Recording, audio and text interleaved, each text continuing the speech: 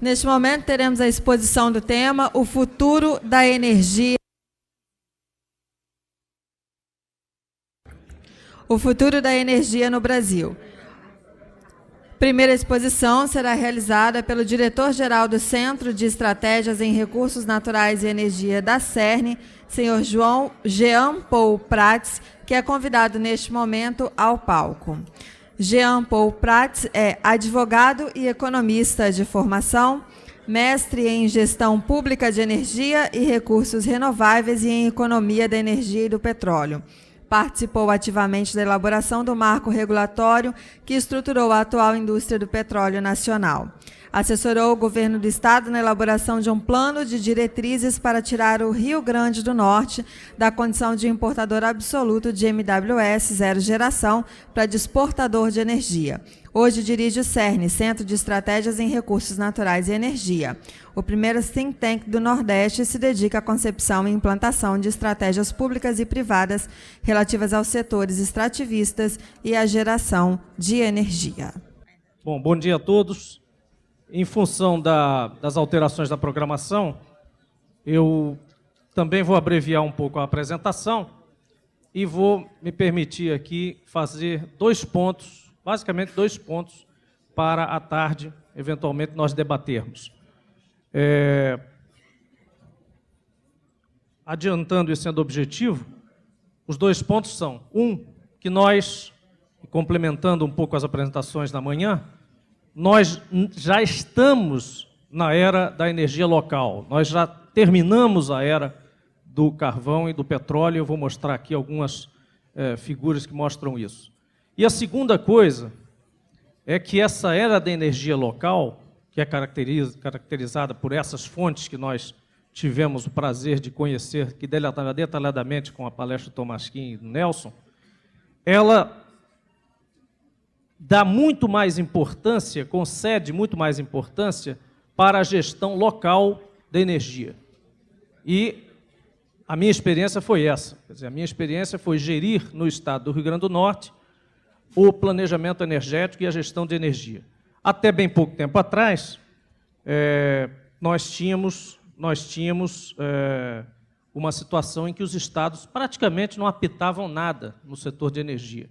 Praticamente não podiam fazer nada para ajudar as iniciativas normalmente de caráter federal.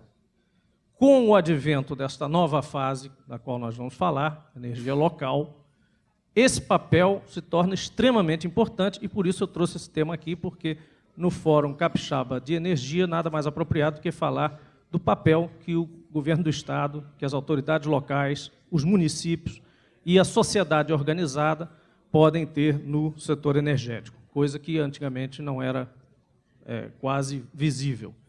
Eu hoje não estou mais no governo. O governo da governadora Vilma de Faria, que era colega de partido e é colega de partido do governador Casagrande, PSB, terminou em 2010.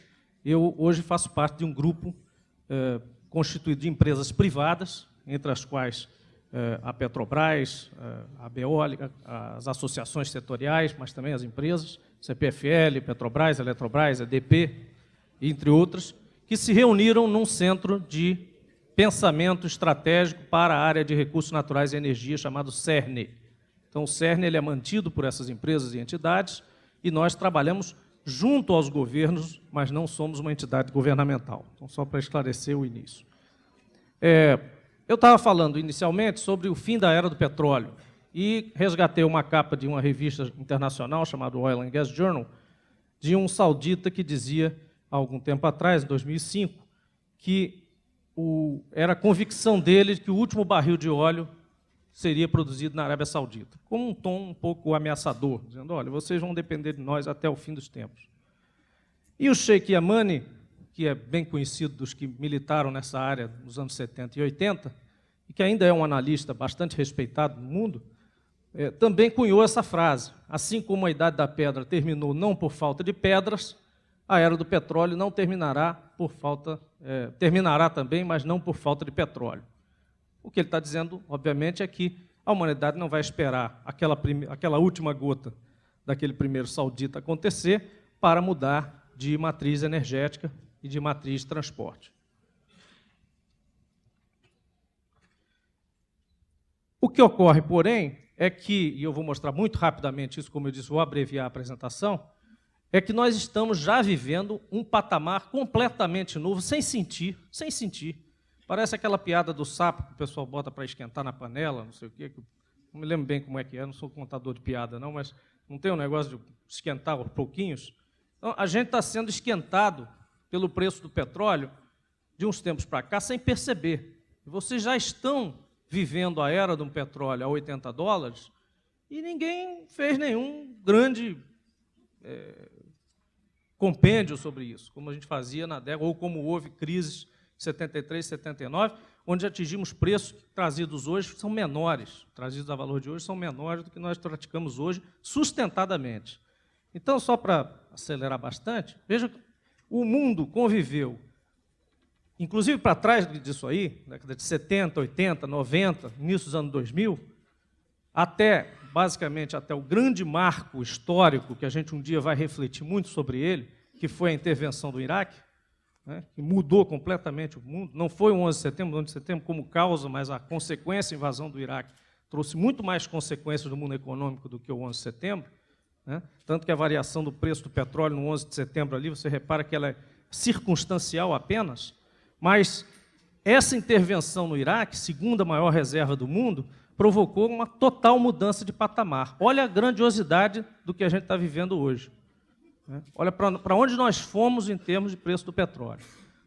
Tudo isso para dizer o seguinte, todas essas matrizes energéticas que nós estamos tratando, todos esses assuntos novos, que aparentemente, para os mais jovens não, mas para alguns que já passaram dos 40, como eu, são uma novidade, inclusive eu que vim do setor de petróleo tradicionalmente, e tive que abraçar aí as novas energias renováveis, principalmente a eólica, passei até a ser visto como uma pessoa pioneira nesse assunto, lá no Nordeste, mas isso é recente, super recente. Às vezes eu me pego e digo, pô, como é que eu sou pioneiro, sou eminente em alguma coisa que começou há 5 anos atrás? Não é possível.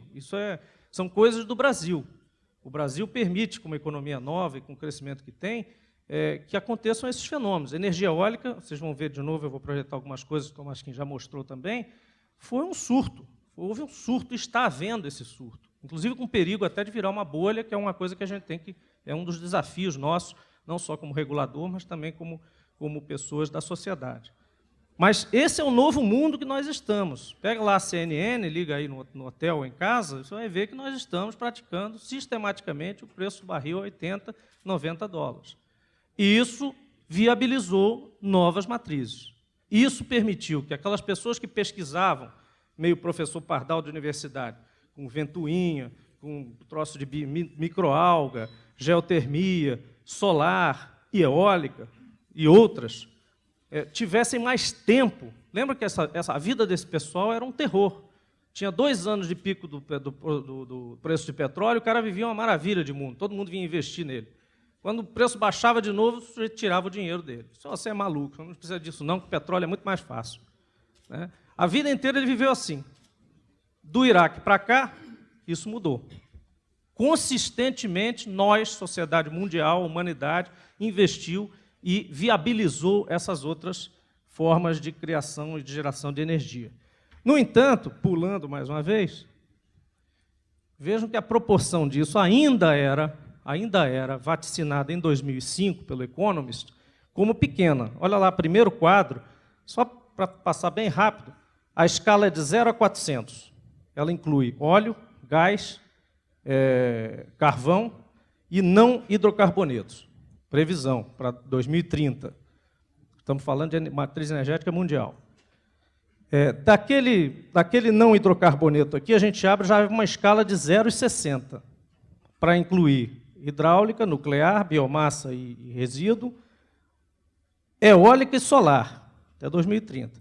E aquele pedacinho aqui, abre aqui de novo numa escala de 0 a 3 para eólica e solar. Então, veja que no mundo, realmente, a previsão do Economist em 2005 ainda era, e provavelmente ainda é, minimizada pelo fato de que essas fontes realmente se aceleraram mais do que eles imaginavam, mas ainda é pequena essa participação. Mas, aqui é um outro número já do BP, do anuário da BP, que já mostra um número um pouco maior. E, nesse contexto, sem querer ser repetitivo, como o Tomachin já mostrou com muito mais proficiência e detalhamento, nós realmente estamos muito bem. O Brasil tem um conforto, não só um conforto do ponto de vista, digamos, ecológico, ambientalista, do uso da energia ou da geração de energia, como um conforto também do ponto de vista do petróleo, que a gente não tratou de manhã, estava tratando de geração de energia puramente. O petróleo, como se sabe, tem grande parte da sua destinação para o refino, para a criação, produção dos plásticos, dos derivados e do combustível mesmo, né? A nossa matriz de transporte. Esse pré-sal que nos dá conforto, que nos faz um país hoje completamente diferente daquele país dos anos 70, dos anos 80, lembrem-se que a gente vivia as agruras de ser um país absolutamente importador de petróleo, dependente de grandes projetos hidrelétricos demandadores de superinvestimentos, inclusive estatais, principalmente estatais. Hoje, esse país, claro, em função justamente dessa escala, né, desse caminho que ele traçou, chegou num momento onde ele é extremamente confortável do ponto de vista energético, como foi demonstrado antes, e extremamente confortável hoje também do ponto de vista de perspectiva de produção de petróleo, inclusive o Estado do Espírito Santo com uma participação emblemática nisso. No entanto, há um pequeno desafio aí que nos faz, de fato, pensar na matriz renovável sempre, não tirar ela do nosso pensamento. E não só a hidráulica, que é, como se disse, a mais acessível, a mais viável, a mais próxima e a mais automática, uma vez que a gente já vende um número grande de hidráulicas presentes na nossa vida de geração de energia no Brasil. Mas as novas matrizes, principalmente a eólica e a solar, da forma que for.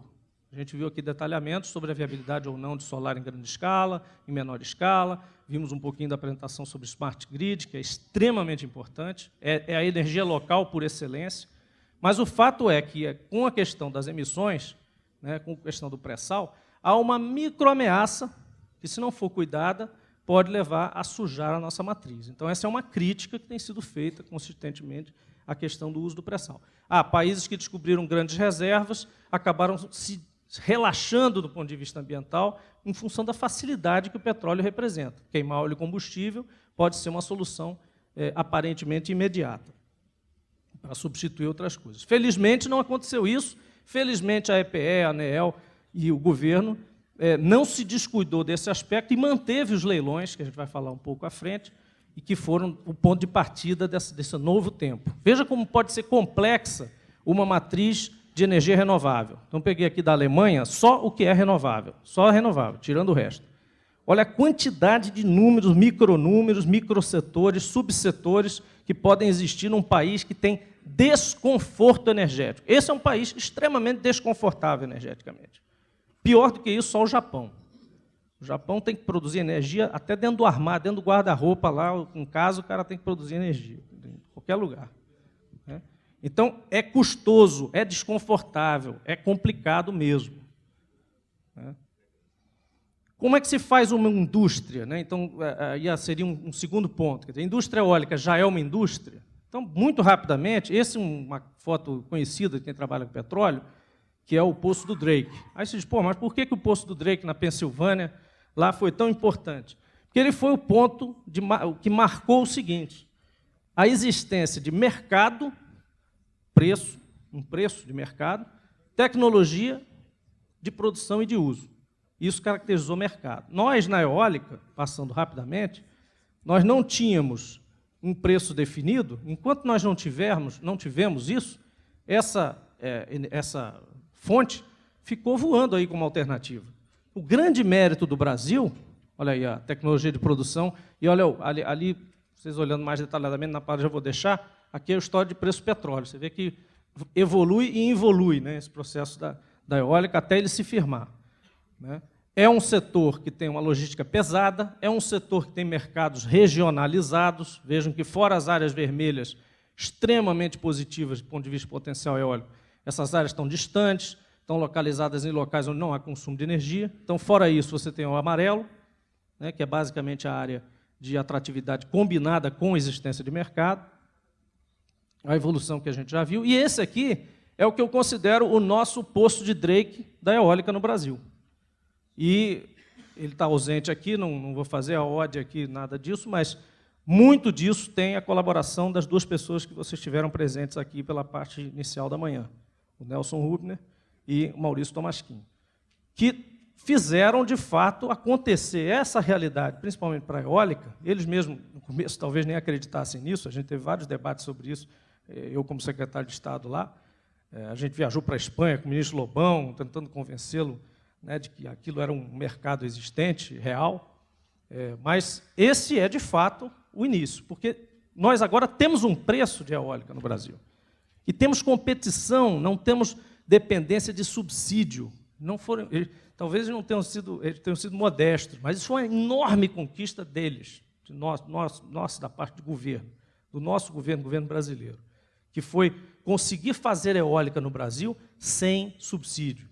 Vocês viram os preços, como caíram, vocês viram aquele gráfico mostrando Proinfa 360, trazida presente, 102, 103. Nós estamos hoje calculando os preços do último leilão.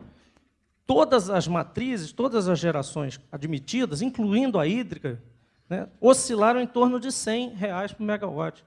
Isso faz com que o país seja, de novo, mais confortável ainda. Quer dizer, um país que tem pelo menos quatro matrizes diferentes, a preços quase iguais. Quase iguais. Isso aqui é detalhe de leilão que decide isso aqui. Mas vamos pegar assim para uma média grande, grosseira, R$100. R$100 para a biomassa, R$100 para a eólica, R$100 para a hídrica, e está tudo bem. E isso graças a um sistema que levou 3 anos, 4 anos com esses leilões mistos, né? Então, o Brasil hoje, outra informação importante, ele tem a eólica mais barata do mundo. Né? Você diz, poxa, mas por que a gente, de repente, chegou a isso? Porque, além da evolução tecnológica que se dá em vários países do mundo, os fabricantes têm várias sedes, nós usamos um sistema regulatório que forçou a eficiência, forçou os sujeitos a serem competitivos. E aí esse é o resultado. Aí você tem uma indústria, você tem tecnologia, tem preço para a sua mercadoria, você tem uma indústria. Então, hoje nós temos, de fato, uma indústria eólica. E o mesmo pode acontecer com a solar. Não vou repetir o processo, mas é praticamente o mesmo raciocínio. Tem alguns desafios aí que eu não vou mencionar agora, mas já viram essa figurinha, vamos falar especificamente do Rio Grande do Norte. Quando nós chegamos lá, eu fiz a opção de viver lá há muito tempo, e um belo dia em 2003, na verdade, tive a oportunidade de conversar com a governadora Vilma, e a gente começou a se entender em relação a pensar o setor de energia com alguma especialidade, né? Então, eu fiquei ajudando eles lá como consultor independente, sem muito vínculo, de 2003 a 2006, 2007. Em 2007, foi resolvida a criação de uma Secretaria de Energia, e eu ocupei essa secretaria a partir de 2008. Então, esse período, que eu considero de 2003 a 2010, foi o período em que houve esse trabalho aqui, que eu considero, modestamente, uma contribuição para que os estados todos pensem como é e se é necessário e se vale a pena ter uma estrutura, não necessariamente uma Secretaria de Estado, mas alguma coisa pensando o setor de energia de forma independente. É um setor diferente, vejam, é um setor diferente do desenvolvimento econômico em si. Desenvolvimento econômico demanda energia. Secretaria de Energia pensa em ofertar energia. Ela é, digamos assim, eu não gosto muito dessa palavra na economia, mas é um insumo, né, do resto. Então, a turma toda consome energia. Você pensar em desenvolvimento econômico, você tem que pensar em energia sim, mas é um sentido reverso. E o Estado tinha um desafio muito grande, que era o fato de ser absolutamente dependente de importação de energia. Então, a gestão estadual ela tem esse dever complementar. O governo federal é, por excelência, justamente a autoridade planejadora e regulatória e decisória principal, e é em quem você vota em matéria de energia. Você vota num programa de um presidente da República que passa aos seus auxiliares e às suas instituições, né, as suas recomendações. Mas você vota num plano de governo. No nível estadual, em função, de novo, dessa questão da energia estar cada vez mais local, né, dessa nova fase que a humanidade toda vive, nós acreditamos firmemente que o papel do Estado, do governo do Estado, da municipalidade, da comunidade, é muito, muito importante, crescentemente importante. E foi o que a gente tentou fazer sem absolutamente se imiscuir na jurisdição de ninguém. Nós nos entendemos sempre com todas as autoridades do setor, nos informando antes, tentando adiantar posturas e procedimentos. Eu vou mostrar alguns exemplos aqui, mas o resultado foi esse. Quer dizer, primeiro eu vou mostrar o resultado, depois eu mostro como a gente chegou lá. O Rio Grande do Norte, que era um estado pequeno, territorialmente, inclusive, que tem um potencial eólico similar ao do... O vento que sopra no Rio Grande do Norte é o mesmo que sopra no Ceará.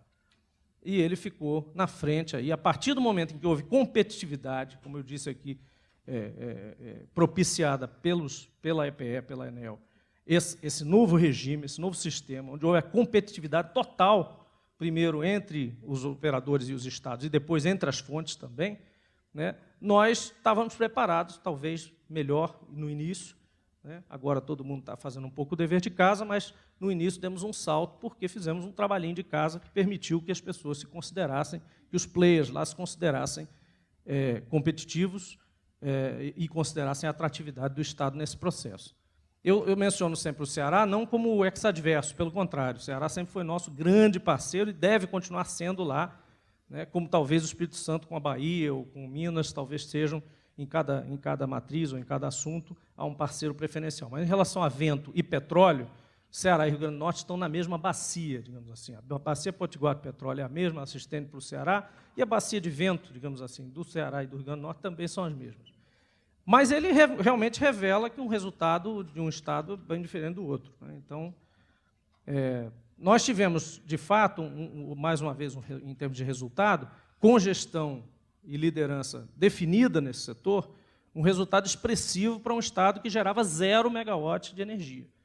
Ou seja, a grande conquista do Rio Grande do Norte, cantada em provas e versos, quando eu assumi lá no início, eu ouvi essa história. Qual é o grande capítulo da história energética do Rio Grande do Norte? Foi a chegada da energia de Paulo Afonso. Então, o dia que chegou a linha de transmissão de Paulo Afonso, foi a grande redenção do Estado. Aí eu pensei e falei, poxa, eu queria fazer o sonho contrário. Eu queria que, numericamente, claro que não na prática, mas numericamente a gente se libertasse dessa dependência, ou seja, que a gente conseguisse contribuir para o país com o que a gente justamente tira desse sistema. E começamos um trabalho de 2003 até 2010 nesse sentido, basicamente de buscar uma autossuficiência com autonomia de fontes, ou seja, autossuficiência, capacidade de produzir igual a capacidade ou igual ao consumo, mas também com autonomia de fontes, ou seja, fontes produzidas no Rio Grande do Norte. E conseguimos aí Macau eólica, Rio do Fogo eólica, Termoaçu em 2008, gás natural do Rio Grande do Norte, térmicas e Macaíba ali são térmicas emergenciais, é diesel e óleo combustível produzido do óleo do Rio Grande do Norte, térmica biomassa, não precisa explicar, biomassa dali mesmo do circuito da cana, ali do sul do estado, e Alegria 1, Alegria 2, também parques eólicos. E, além desse processo instalado, quando foi entregue ao governo, 700 megawatts, que correspondem à capacidade necessária para suprir o Estado, asseguramos, por contratos federais, esse somatório aí de praticamente 2.100 megawatts atual e para entrega até 2013. Então, é um resultado, que aí depois tem uma série de balanços aí, e que eu não vou tomar o tempo de vocês, mas, basicamente, o que é que levou a isso? Aí isso aqui tem um quadrinho resumo. Mas o que o Estado pode fazer para ajudar? Há milhões de medidas. No petróleo, no gás, eu peguei aqui o plano geral das eólicas que nós fizemos. Lá atrás, no começo, antes dos leilões estarem admitindo as eólicas, não antes dos leilões, mas antes dos leilões admitirem eólicas, nós tínhamos, Tomasquim vai lembrar disso, um dia eu liguei para ele e falei, Tomasquim, eu preciso de uma ajuda. Eu queria o cadastro da ANEEL do leilão. Ele disse, mas a eólica não está no leilão. Então, eu disse, não, tudo bem, eu queria só o modelo do cadastro, porque eu vou começar a cadastrar projetos aqui. E um dia, talvez, quem sabe, até os cadastros vão ser os mesmos. A gente vai juntar os cadastros e tal. Isso até nunca aconteceu, mas por razões outras. Esse caso aqui foi justamente para tentar situar onde estavam os projetos. Quer dizer, eu cheguei lá na época, eu me lembro de ter assumido, ninguém tinha a menor ideia de quem estava medindo aonde, quem estava fazendo nada. Essa questão, a gente mencionou aqui a questão da complexidade das ICGs, né, de planejar. Então, você tinha que saber onde estava esse pessoal, para, no mínimo, pensar em linha de transmissão. Para não dizer, pensar em acesso, pensar em atividades concorrentes, que lá você sabe, como aqui tem petróleo em terra, então você teria áreas onde você tem futura exploração. Você não está vendo a sonda agora lá, mas um dia vai ter uma sonda, né? Então, várias coisas faziam com que a gente precisasse conhecer cadastralmente os projetos. Então, fizemos o cadastro. Outra questão que já pululava por lá, era a questão com os proprietários de terra. Então, o Estado chegou e assumiu um pouco a mediação do processo de contratação com os proprietários de terra. Era muita briga, eram empresas gigantes, acostumadas com a Espanha, com Portugal, e, do outro lado, o agricultorzinho de 1,5 hectare. Às vezes, nós fazíamos sessões de assinatura de contrato, Tomás, assim, assinatura não, discussão pública de contrato, do tamanho desse seminário aqui. Tudo proprietário de terra. 250 pessoas numa sala, contrato projetado na parede, e a gente mudando as cláusulas com os advogados, os assistentes das pessoas, das comunidades, e junto com as pessoas das empresas. Isso foi a atitude preventiva, fomentadora do próprio Estado, da Secretaria de Energia. E era um trabalho danado. Depois nós chegamos à conclusão que era melhor fazer uma reunião geral das entidades que representavam cada lado e tentar fazer uma minuta padrão que seria sugerida a eles como início de conversa. Eu estou falando daquele contrato que o eólico faz para arrendar a terra do proprietário de terra, que dá uma briga enorme. Tinha fraudes cartoriais, tinha terra que o cara assinava com um, depois aparecia outro, o cara que era proprietário na época das capitanias, o outro que vinha do tempo das cavernas, a gente chamava de aborígenes e tal, vinha um cara não sei de onde, e no final a terra tinha 4, 5 andares, né? E a própria EPE sabe que isso acontece direto e a gente tem toda hora esse tipo de problema. E a gente acaba tendo que se virar um pouco um cartório, né? E eu tomei a iniciativa de ir ao presidente do Tribunal de Justiça, por exemplo, e solicitar a ele providências sérias mostrando fraudes notórias, né? Então, o cara não tinha nem como dizer, não, isso é aquela coisa corporativista, não, isso não acontece aqui, isso não acontece, está aqui a prova. E, se a gente quiser desenvolver o Estado, eu, como secretário, como governo do Estado, estou solicitando providências imediatas, porque senão isso vai para a delegacia. Então, vai pegar mal para o pessoal dos cartórios. Entrou corregedoria, entrou um monte de coisa, para você ver como é. Depois fizemos isso tudo no trabalho no quesito de atratividades. O mercado conhecer o Rio Grande do Norte para eólico.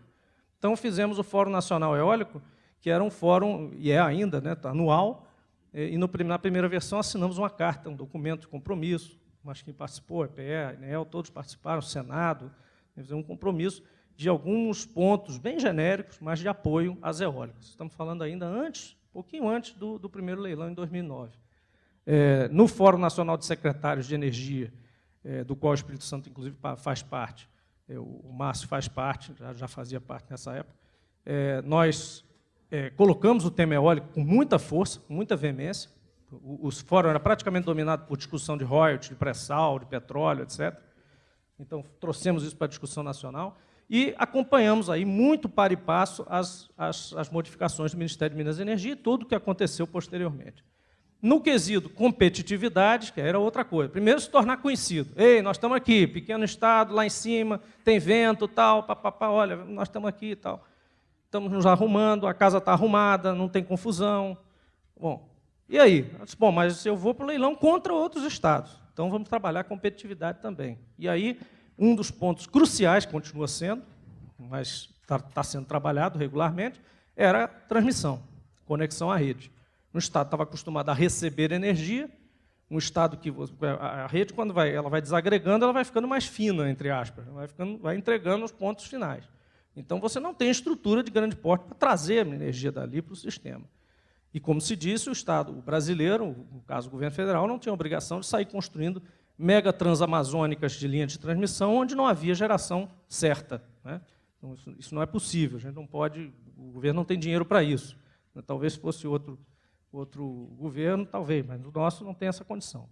Então, começou-se a trabalhar nessa questão, usando aquele cadastro lá em alguns projetos que depois geraram até as próprias ICGs. O primeiro projeto foi o marco coletor, que era como se fosse um cabo de pente, e hoje, com as próprias ICGs, é possível já imaginar, com os polos que a gente já tem de parques eólicos, vou mostrar rapidamente a concentração aqui. Não está, não está. Aqui dá para ver um pouquinho, né? Ali naquela área ali do meio, João Câmara, ali, que é chamada região do Mato Grande, aqui na região de uma serra também, que é onde tem os pequenos proprietários, e lá em cima. Então, você já consegue vislumbrar lugares onde futuramente poderão ser juntadas essas ICGs com uma linha de transmissão que eu chamo de cabo do pente mesmo, né, que seria uma linha que viria lá do Ceará pelo litoral e cortaria aí todas essas áreas, inclusive atendendo aí, conectando ali com a Termoaçu, que é a térmica da Petrobras. Essa conexão, inclusive, já existe, né, parcialmente já existe. Então, trabalhamos nesse sentido também.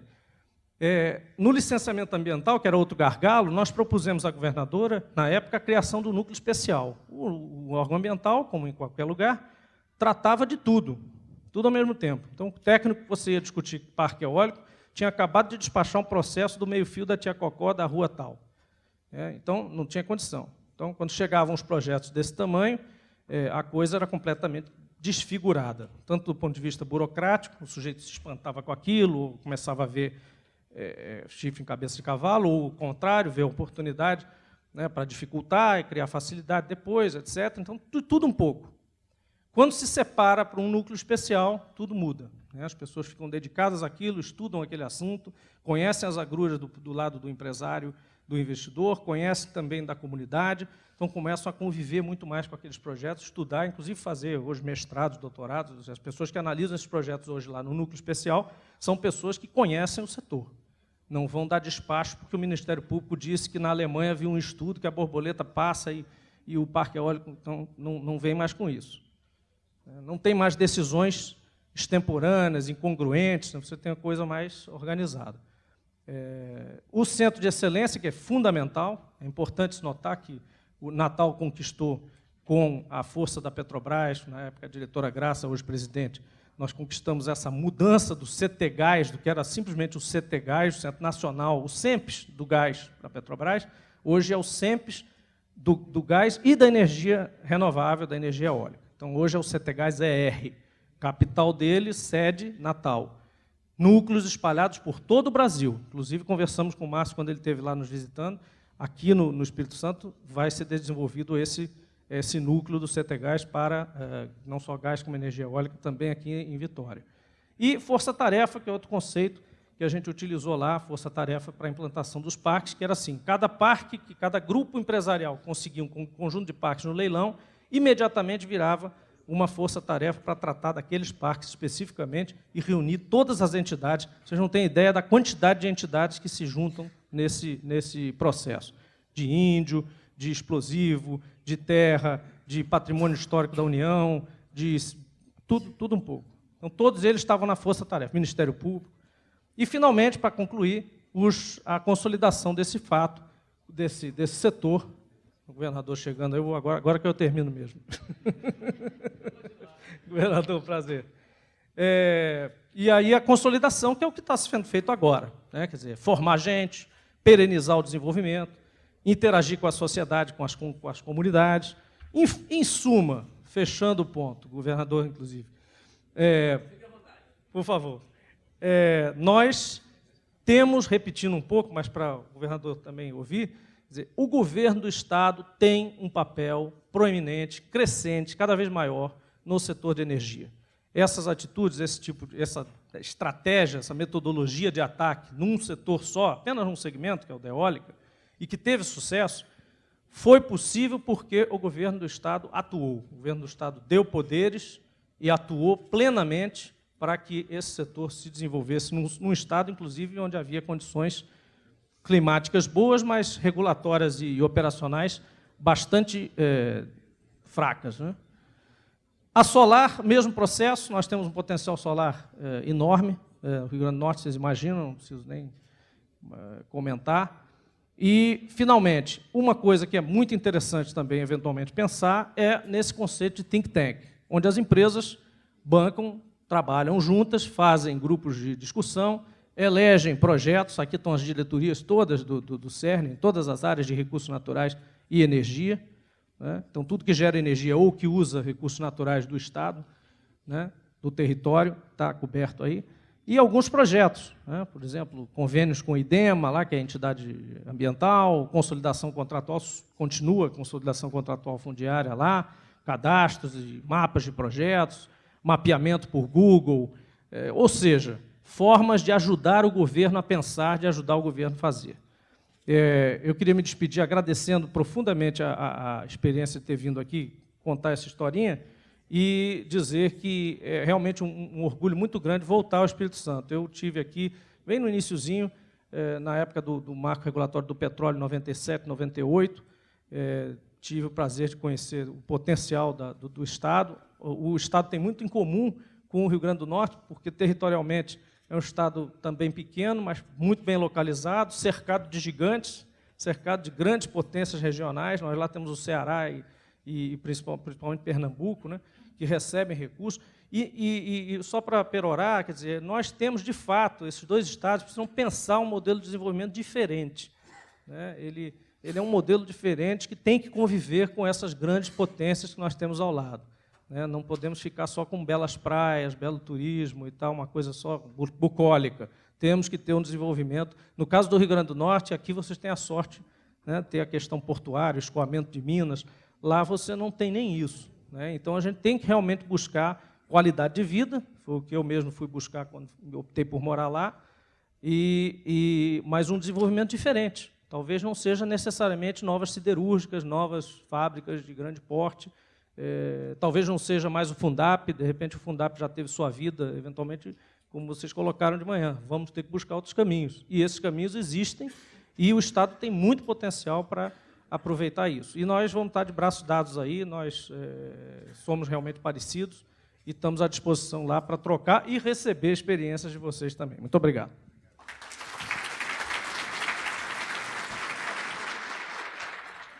Senhoras e senhores, boa tarde. Sejam bem-vindos de volta à programação do 5º Fórum Capixaba de Energia. Durante o final da manhã, interrompemos as atividades na mesa redonda O Futuro da Energia no Brasil. Já ouvimos a apresentação do Jean Paul Prates, do CERN, e ouviremos agora as duas próximas apresentações. Do gerente-geral de Tecnologia e Ecoeficiência da Samarco, Denilson Rodrigues de Araújo, e também do diretor de Estratégia Regulatória da EDP, senhor Donato da Silva Filho. A coordenação desta mesa fica a cargo do diretor técnico da Agência dos Serviços Públicos de Energia do Estado do Espírito Santo, Ayrton de Souza Porto Filho, que neste momento toma seu assento.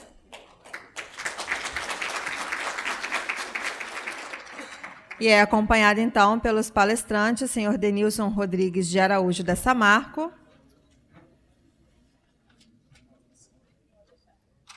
e o senhor Donato da Silva Filho, da EDP.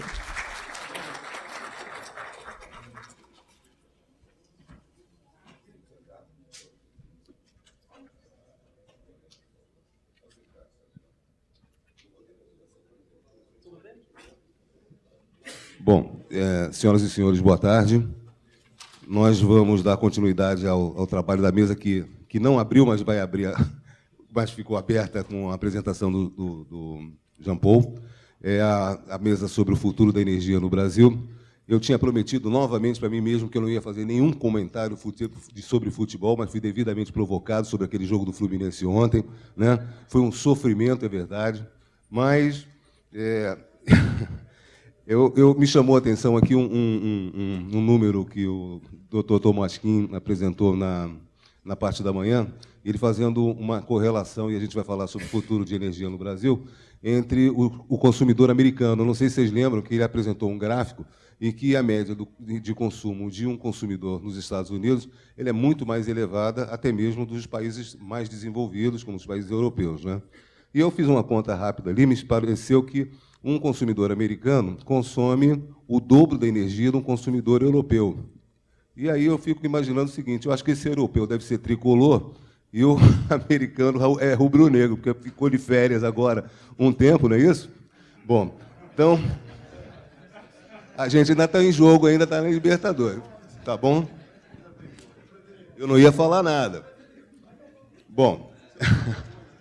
A gente viu também, na oportunidade que a gente teve aqui de conversar e ver a belíssima apresentação do Dr. Nelson também, da ANEEL, a gente viu a quantidade de oportunidades, e o Dr. Maurício mostrou isso também, que o país pode proporcionar em termos de energia. Mas a questão toda e o grande desafio é como aproveitar essa energia que o país possui e esse potencial todo e de que maneira esse potencial pode ser aproveitado.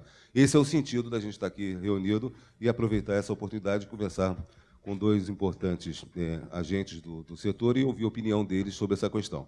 Então, eu vou chamar primeiro, a primeira apresentação vai ser do Denilson Rodrigues de Araújo, que é engenheiro metalúrgico, com mestrado em Engenharia Metalúrgica e de Minas e pela Escola de Engenharia, MBA em Gestão Empresarial pela Fundação Dom Cabral, doutor em Metalurgia e Ciência dos Materiais, trabalha há 18 anos na Samarco e recentemente assumiu a posição de gerente-geral de tecnologia e ecoeficiência da empresa, sendo responsável por uma nova área estratégica focada em desenvolver a aplicabilidade de novas tecnologias alinhadas com o conceito de ecoeficiência. Então, Denilson, se você quiser fazer a apresentação, pode começar. Tem 10 minutos, né? De 10 a 15 minutos, a gente não precisa ser tão rigoroso assim, as meninas estão ali controlando. Eu acho que nós vamos ter que seguir a mesma rotina que fizemos agora de manhã, porque a gente atrasou um pouco com a programação. Então, vamos deixar as perguntas, por favor, por escrito, e o Denilson e o Donato vão se encarregar depois, por gentileza, de responder por e-mail. Então, se tiver interesse de fazer qualquer pergunta, escrevam e coloquem o e-mail para que ele possa responder também por e-mail, por favor. Ailton, muito obrigado. Boa tarde, um caloroso boa tarde para todo mundo, né? Eu falo aqui em nome do presidente, que é tricolor, né?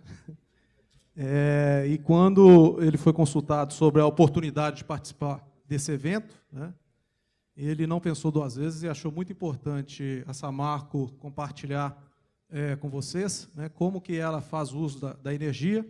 Nós somos uma empresa de pelotização, fazemos uso de energia, né?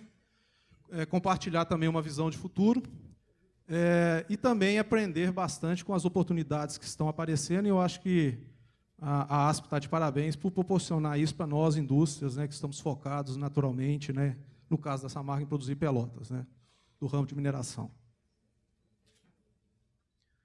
Bom, sobre a Samarco, rapidamente passando, nós somos uma empresa brasileira e nós fornecemos minério de ferro para a indústria siderúrgica no mundo, né. Estamos há 35 anos produzindo pelotas de minério de ferro, né, para o mundo, né.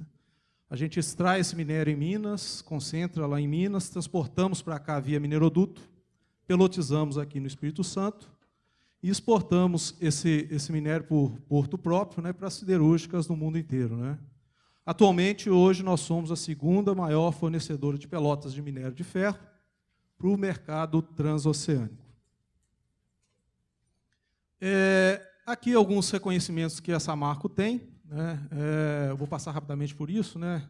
Quarta maior exportadora do Brasil, segundo o Departamento de Comércio Exterior, classificada como uma das 150 melhores empresas para se trabalhar no Brasil, segundo a guia Você S.A. Exame 2010, melhor empresa de mineração e segunda maior indústria, né? Segundo a Exame. E, na semana passada, recebemos um outro reconhecimento, né, como empresa do ano, né, na categoria Empresas de Mineração, concedido pela revista Brasil Mineral. Basicamente, nós temos unidades industriais, né, em Minas e no Espírito Santo, né.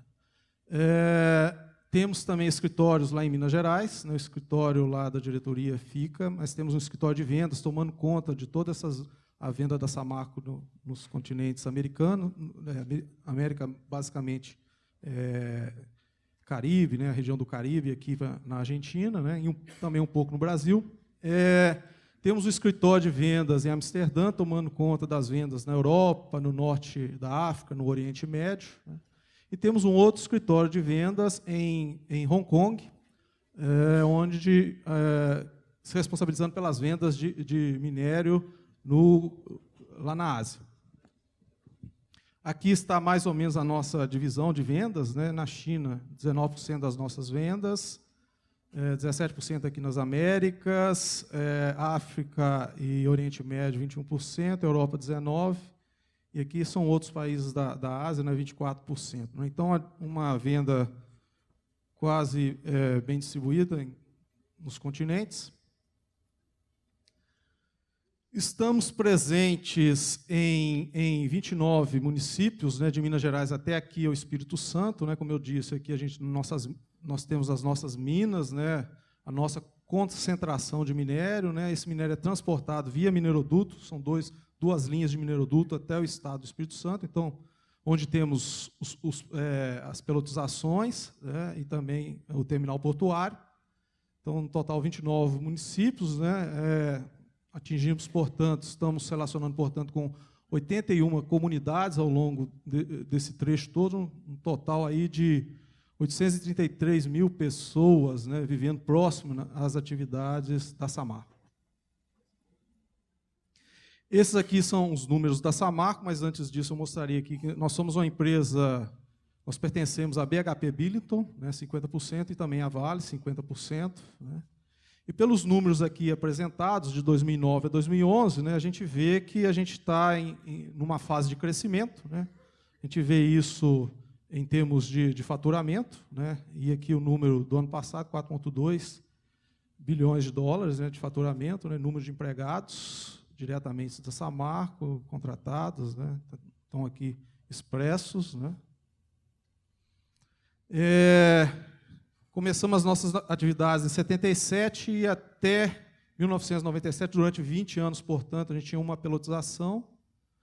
Em 97 entrou a segunda pelotização da Samarco, aqui no Espírito Santo. Em 2008 entrou a terceira planta, né, e a gente agora, no momento, nós estamos na fase de construção, 33% da obra avançada da quarta pelotização. Né. A quarta pelotização, que é um investimento da ordem de 3 bilhões de dólares, né, onde tem investimentos não só aqui no Espírito Santo, né, mas também investimentos num terceiro concentrador, uma terceira linha de mineroduto e, como eu disse, na quarta pelotização. O início previsto dessa operação é para janeiro de 2014. Né. Naturalmente, vamos precisar de energia, né, então a gente vai ter um aumento aí na demanda de energia elétrica da ordem de 45%. Né. Temos autoprodução, né, hidrelétrica, né, Muniz Freire, Guima Murim. Né, essa é a quantidade produzida. Né, então, 17% da energia que nós precisamos é energia produzida pela própria Samarco. Né, e, naturalmente, quando a gente aumenta aqui, esse percentual tende a diminuir. Mas aqui fica uma primeira oportunidade. Nós estamos abertos para verem oportunidades, tem algumas discussões nesse sentido, inclusive considerando possibilidades viáveis aqui no Espírito Santo. Né? Então, é interessante ter aqui, né, essa abertura para dizer, olha, a gente está à disposição para avaliar qualquer oportunidade de autoprodução, né? Seja hidrelétrica ou outra fonte. Né? E, pelo jeito, a gente tem muitas oportunidades, pelo que a gente vê nas palestras anteriores. Vou apresentar rapidamente para vocês o modelo de sustentabilidade da Samarco, né, um modelo novo que a gente está investindo esforços, né, em aperfeiçoá-lo. Né, e destacar aqui que esse modelo ele tem 4 pilares, né, e um deles é toda essa parte de inovação e tecnologia. Né, e eu estou como responsável dessa parte, numa visão de longo prazo. E, dentro dessa visão, o que a gente vê aqui, né, é um desejo da Samarco de entrar forte nessa questão de produção mais limpa, de ecoeficiência, né, de trabalhar oportunidades de reduzir consumos de materiais, de energia, de emissões, né, impactando menos o meio ambiente, enfim. Esse é o meu grande desafio, né, como representante da Samarco, né, numa visão estratégica. Como eu disse, é um modelo que está sendo desenhado, né? Eu estou há 3 meses nessa área, mas a gente já consegue demonstrar aqui algumas iniciativas da Samarco em prol da sustentabilidade, em prol de trabalhar com energias mais limpas. Né? E eu começaria, por exemplo, lá na mina, né? No início do processo, onde a gente faz a exploração do minério. Né? Uma das coisas que a gente tem lá na mina, né, é esse uso intenso, né, de correias transportadoras transportando o minério que é lavrado. Ou seja, em vez do caminhão lá percorrer grandes percursos, emitindo CO2, causando risco de acidente, de atropelar alguém, né, e por aí vai, né, a gente trabalha com um conceito econômico, né, e ecoeficiente, né, de usar a correia transportadora, onde o consumo de energia elétrica, né, os custos são mais baixos, né, e os impactos ambientais também.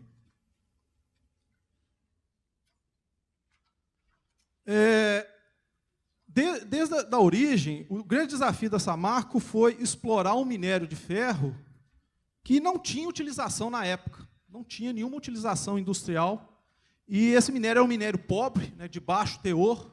E o projeto Samarco, em 77, ele começou a operar com essa filosofia. Ó, vamos dar utilidade à sociedade a minérios de baixo teor.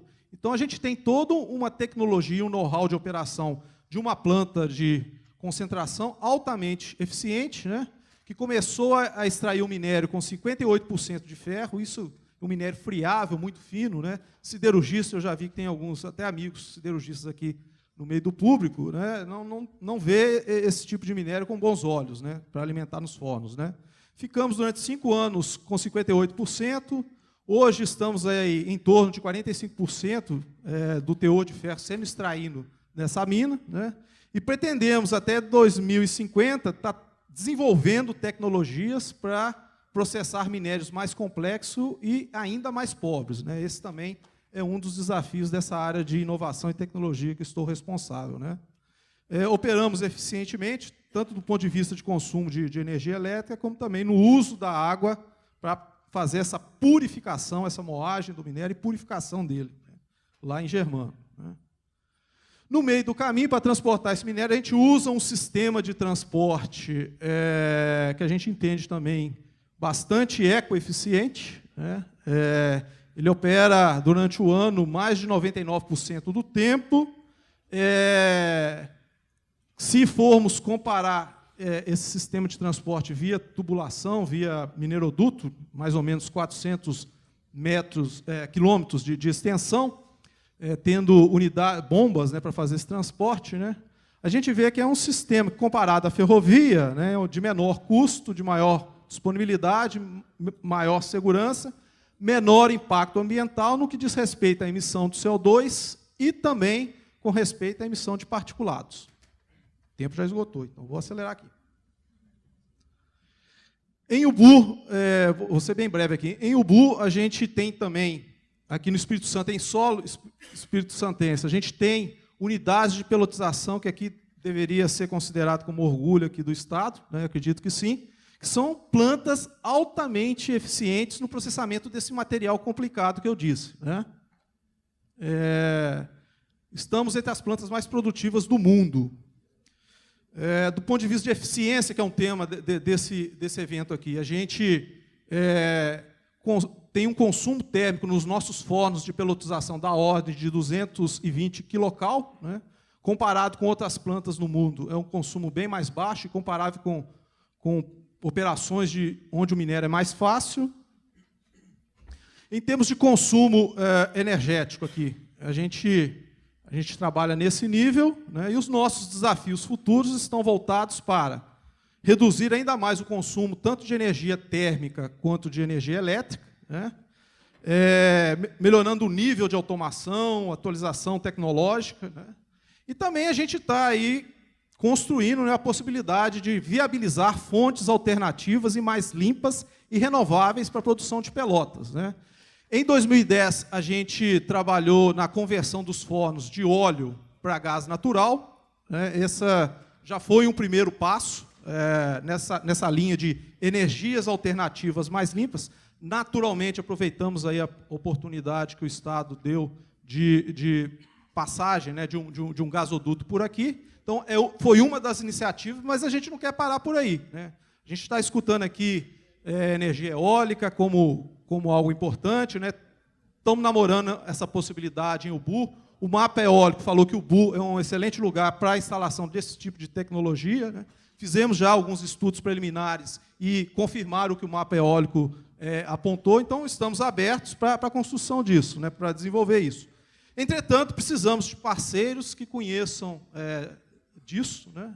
Desse tipo de coisa, dessa ou de outras tecnologias, também na base de biomassa, né? Acredito que aqui terão pessoas que a gente poderá lançar mão para poder amadurecer esse assunto, né? Mas, enfim, estamos disponíveis, estamos a fim de realmente trabalhar essa questão. Tem mais coisas para apresentar, mas já tomei o cartão vermelho ali. Fico à disposição para responder aos e-mails de vocês aí, tá bom? Muito obrigado. Bom, eu queria aproveitar e agradecer ao Denilson, ele deu uma boa notícia para a gente, né? A Samarco está interessada em desenvolver fontes de geração de energia renovável, está buscando parcerias, acho que isso é muito bacana, né? E é uma excelente, eu acho que até uma excelente notícia que você está nos dando aqui no fórum. Então agora a gente vai ouvir o... Que bom. Vamos ouvir o Donato, né? O Donato, ele é da EDP, formado em Engenharia Elétrica e doutor em Engenharia Elétrica. Começou a trabalhar no grupo como comprador de energia, assumindo posteriormente as posições de gerente de estudos energéticos, superintendente e diretor de planejamento energético. Atualmente é diretor de estratégia regulatória do grupo EDP. Possui experiência no setor elétrico, em distribuição e geração, atuando principalmente nos seguintes temas: otimização da operação de sistemas hidrotérmicos de potência, leilões de energia, regras de comercialização, modelagem e gestão de risco energético, gestão de contratos e formação de preços, tarifas e compliance. Por favor. Bom, muito obrigado. Uma boa tarde a todos. É um prazer muito grande, em nome da EDP, estar participando do Fórum Capixaba de Energia. E eu agradeço aqui, em nome da EDP, o convite, né, e esse espaço para a gente poder falar um pouco sobre o futuro da energia no Brasil.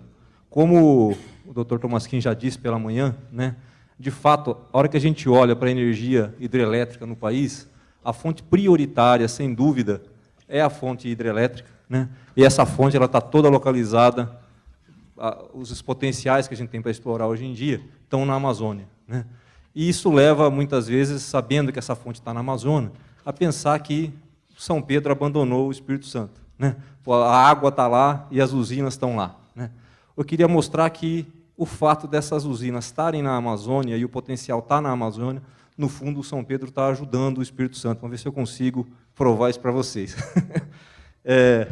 O ponto aqui, essas usinas no Amazonas, né, para reduzir impacto ambiental, esses projetos, eles não têm, né, como já foi falado aqui de manhã, eles não têm reservatório. Significa o seguinte, eles vão conseguir gerar a água que estiver passando ali pelo rio. Se não tiver essa água, simplesmente não tem geração. No caso específico aqui, da ilustração da usina de Jirau, ela tem 3.750 megawatts, ela é uma usina que a gente chama no setor de uma usina a fio d'água. É uma usina que não tem um reservatório. De fato, essa usina aqui, se vocês olharem para ela, a queda dela ela é muito baixa, ela praticamente não alaga nada, e ela gera energia pelo fluxo da água passando pelas turbinas. Porque aquela região, como ela é muito plana, qualquer reservatório que é construído ali, ele alaga uma área muito grande, o impacto ambiental é desastroso. Então, é possível aproveitar a Amazônia com baixo impacto ambiental, desde que seja aplicada a tecnologia apropriada. E, nesse caso aqui, então, a gente vê a usina vai trabalhar com o fluxo de água. Aqui é uma foto já da obra, para vocês poderem ver a dimensão que tem esse desenhinho aqui, é realmente uma obra gigantesca, e já foi leiloada no modelo dos leilões, está sendo construída e colocada em operação. Qual que é o ponto aqui, então? Ela vai gerar quando existir água. Vamos ver como é que é o comportamento da água naquela região, né? Isso daqui é um gráfico das vazões naturais, né, que ocorrem no rio Madeira, naquele trecho ali no Tajiral, e a gente tem ali, mês a mês, o que aconteceu de 1931 até 2008. E o que a gente observa aqui é que, nesse período do início do ano, essa linha azul reta é a média geral do histórico. E essa linha azul é a média mensal. E essas linhas aqui vermelhas são, de fato, as vazões que ocorreram em cada ano. O que a gente observa aqui é que, nesse período aqui, ó, de janeiro até maio, né, até um pouquinho até junho, mas principalmente até maio, chove muito. Então, nesse período, vai ter muita água para passar pelas turbinas, vai ter muita energia elétrica sendo produzida lá na região. Só que, nesse período aqui, se vocês olharem, ó, em nenhuma série você tem uma geração aqui superior à média. Quer dizer, nesse período aqui de junho a praticamente novembro, é o período seco e não vai ter água. Como aquela usina não tem reservatório, se lá não tem água, não tem como gerar. Nesse período aqui, elas não vão produzir energia. O que acontece, então? Outras fontes elas vão ter que ser utilizadas para dar garantia de geração nesse período seco, né? E essas fontes complementares, elas têm que ser, de fato, eficientes. Foi mostrado aqui já também, olha, a biomassa gera justamente nesse período, ou se não a eólica gera nesse período, mas essas fontes têm uma coisa, elas não são totalmente controláveis. Se num período seco daquele, onde lá na Amazônia a gente não tem produção, porque simplesmente não tem água, se não tiver uma fonte que seja robusta, que a gente chama despachável, controlável, se eu pedir para gerar, ela gera, se não chover, e se as outras fontes, se não tiver vento, por exemplo, você precisa ter uma outra fonte para entrar naquele período e garantir que não vai haver falta de energia. É justamente aí que as usinas, né, que complementarão essa geração precisam ser capazes, então, de atender às ordens de despacho. E é nesse momento que eu digo que São Pedro acabou ajudando o Espírito Santo. Porque, nesse momento, uma usina a gás, ela é despachável. Você fala para ela gere, ela gera, né? Principalmente, se tiver, obviamente, se tiver o gás, né? E aqui tem gás. Então, um dos pontos principais é que, nesse contexto, o Espírito Santo tem, sim, uma grande contribuição para dar para o país, que é justamente utilizar o seu gás, utilizar o recurso natural para colocar usinas em operação aqui, que, de fato, podem contribuir para dar segurança energética para o país. Usinas a gás natural. Um segundo ponto que eu acho que é interessante, não olhando nos grandes projetos, mas agora olhando nos pequenos projetos, é a questão que foi comentada hoje pelo Dr. Nelson, né, da questão dos sistemas elétricos convergirem junto com os sistemas de informação, que tem se dado o nome aqui de Smart Grid, que, no fundo, é uma rede inteligente, que é basicamente uma convergência entre o consumo de energia, a geração de energia, a medição, né, eletrônica junto com o sistema de comunicação e sistemas de gestão de energia de uma forma diferente da que a gente tem hoje, né? Então, a gente teria, a nível local, né, várias unidades produzindo energia nas casas, produzindo energia no comércio e na indústria. A gente teria, em alguns casos onde há controle, a chance de operar essas pequenas usinas. Então, no caso, por exemplo, de uma falta de uma linha de transmissão ou de alguma usina grande, a própria distribuidora local poderia ter condição, com um sistema inteligente, de ir despachando essas pequenas unidades, por exemplo, de cogeração a gás, que estariam desligadas, e conseguir ter abastecimento mesmo em condições desfavoráveis. E, além disso, muito mais informação a respeito de consumo, através da medição eletrônica, através da comunicação, jeito de entender melhor esse comportamento da carga hora a hora e poder trabalhar para que as interrupções sejam cada vez menos frequentes e durem cada vez menos, né? No dia 17 de abril, então, na semana passada, né, essa notícia aqui ela é quente, a ANEEL acabou aprovando essa regulamentação de incentivo à geração distribuída, que o Dr. Nelson Rubner da ANEEL já citou pela manhã, eu não vou repetir, mas o que eu gostaria de enfatizar é que essa microgeração ela vai estar focada em duas fontes que têm abundância aqui no Espírito Santo, a parte eólica e a parte solar, a parte de cogeração, que tem um espaço grande para crescer junto com o gás natural, e as pequenas hídricas e biomassa que a gente tem no sul do estado, né? Então, esses incentivos que foram criados, eles são relevantes para a instalação dos equipamentos, e eles, da forma como foram regulamentados, não devem gerar distorções que foram observadas em outros países, em que se deu um incentivo muito elevado para a instalação dessas fontes, elas realmente se instalaram, criaram uma conta que hoje ninguém pode pagar. Do jeito que está sendo feito aqui, é uma forma economicamente equilibrada, né, que a regulamentação foi colocada para que essas fontes se desenvolvam. E aqui, alguns exemplos, né, de microgeração aqui, eólica, aqui a geração solar já substituindo o telhado das casas, e aqui exemplos de cogeração utilizando gás, né? Isso tem um impacto direto, né, na questão da qualidade, e a qualidade da energia é um tema que tem cada vez mais preocupado, né, tanto a questão da agência reguladora, mas também o consumidor em si, que está cada vez mais exigente. A energia elétrica ela não pode faltar, porque a gente tem uma variedade de equipamentos nas nossas residências, no comércio e na indústria, que, quando falta energia elétrica, causa um transtorno muito grande. E o segundo ponto é, quando faltar, não pode demorar muito para voltar, né? Eu trouxe aqui um indicador histórico para mostrar, tentar situar o Espírito Santo em relação ao país, né, que é justamente o quanto tempo o Espírito Santo tem ficado sem energia elétrica, cada consumidor capixaba, por ano, né? E está comparando aqui com o Brasil. Então, isso daqui está desde 1993 até 2011, né?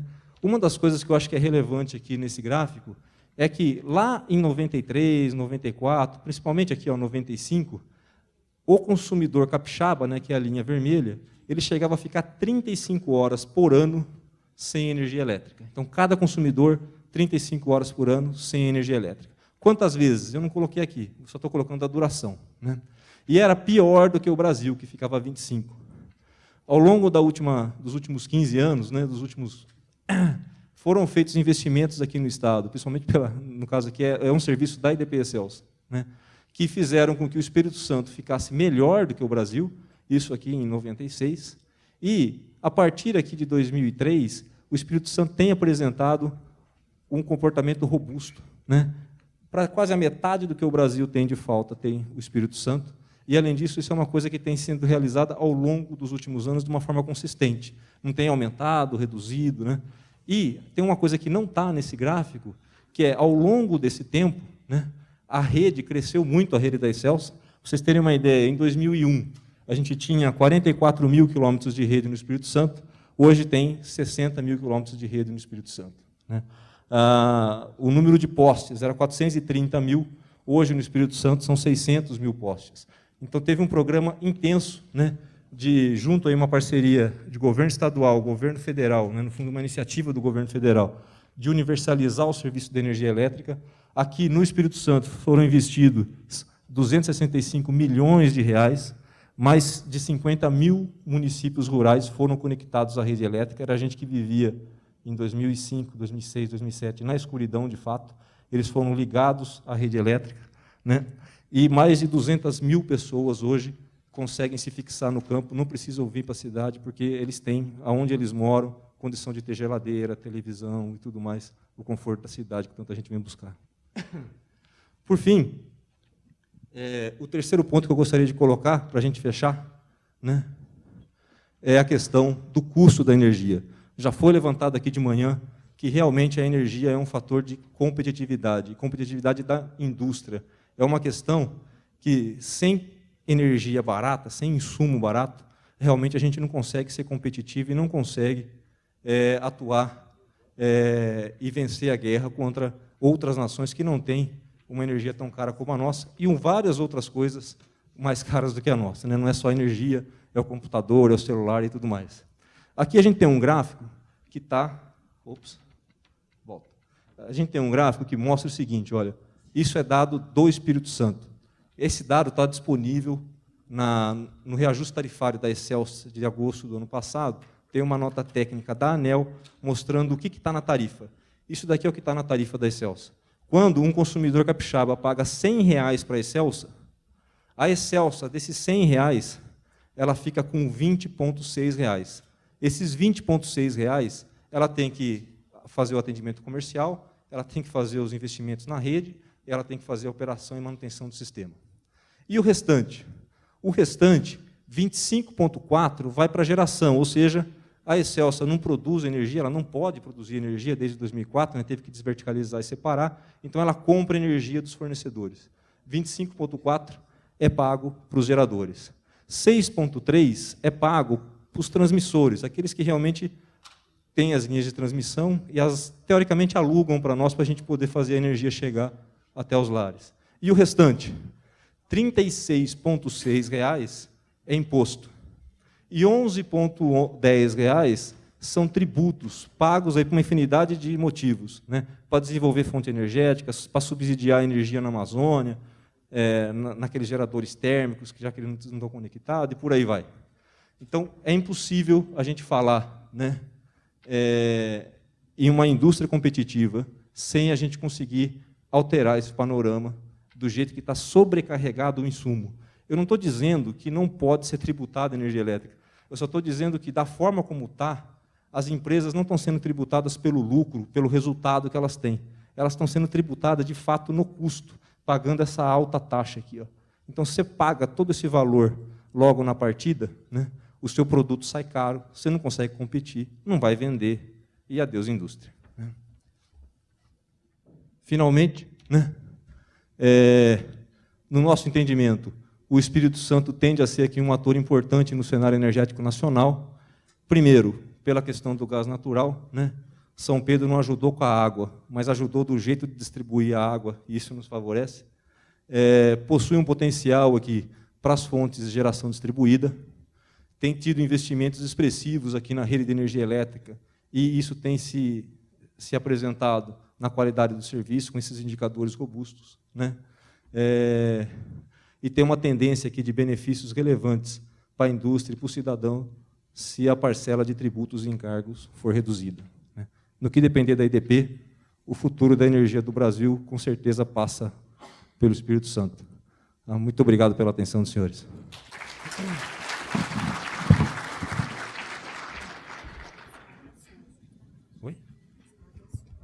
Eu queria aproveitar, antes da gente dar prosseguimento aqui aos trabalhos, fazer uns comentários rápidos aqui, agradecendo aos dois palestrantes, parabenizando o Donato também, e me chamou a atenção aqui uns aspectos relevantes na apresentação do Donato, principalmente.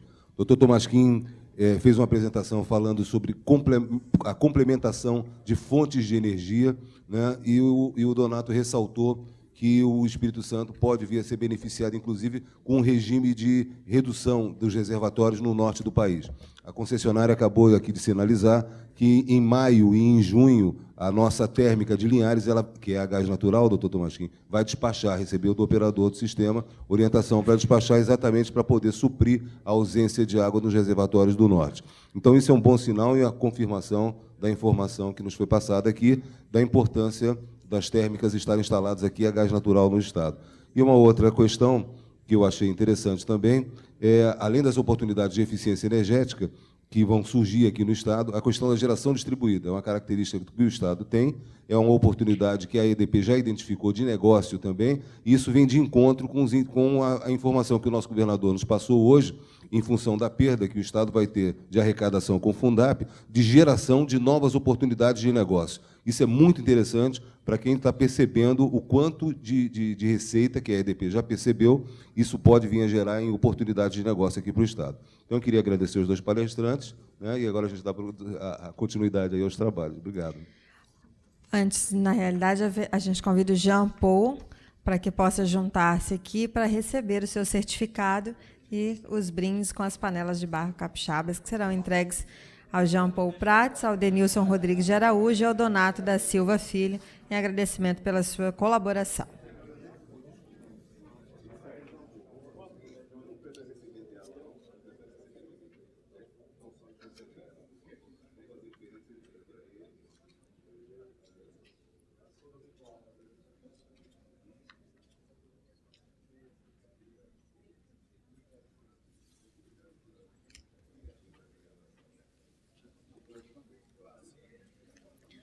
Aproveitar a oportunidade de informar a todos que o certificado será enviado online para o e-mail cadastrado no ato de inscrição de cada participante. Então, caso haja necessidade, atualize o seu e-mail no credenciamento, porque o seu certificado será enviado para o e-mail que você cadastrou.